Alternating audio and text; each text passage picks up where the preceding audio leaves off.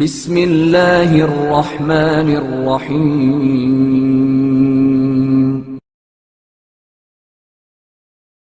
قناعت نہ کرنے کا نتیجہ۔ ایک شخص کا گزر ایک تعلیمی ادارے کے سامنے سے ہوا۔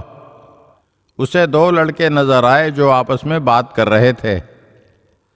وہ کچھ دیر کے لیے رک کر ان کی باتیں سننے لگا۔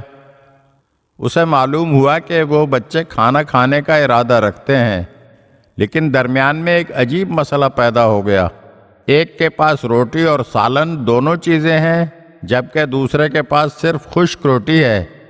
سالن روٹی والے بچے نے پورے شوق کے ساتھ کھانا شروع کر دیا، جبکہ دوسرے بچے کی روٹی خشک اور خالی ہونے کے باعث اس کے گلے سے نہیں اتر رہی تھی۔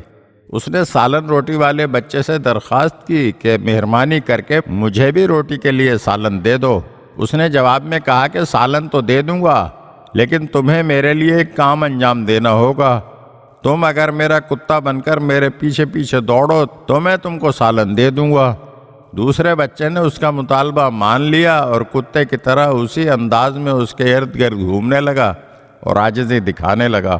کافی دیر تک وہ شخص کھڑا یہ ماجرا دیکھتا رہا کہ بچہ اپنے ساتھی کے ارد گرد کتے کی طرح گھوم رہا ہے اور سالن کی لالچ میں اس نے یہ کام قبول کیا ہے۔ وہ شخص یہ دیکھتا رہا۔ اس منظر نے اس کے دل پر گہرا اثر چھوڑا۔ وہ آگے بڑھا اور کتے کی طرح گھومنے والے بچے کو روک کر کہا، اے بیٹا، تو نے اپنی سوکھی روٹی پر قناعت کیوں نہ کی؟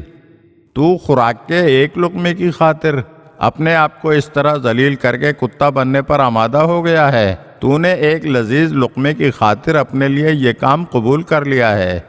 اے بیٹا، اگر انسان قناعت پسند ہو تو اسے ہمیشہ کے لیے عزت و وقار ملتا ہے۔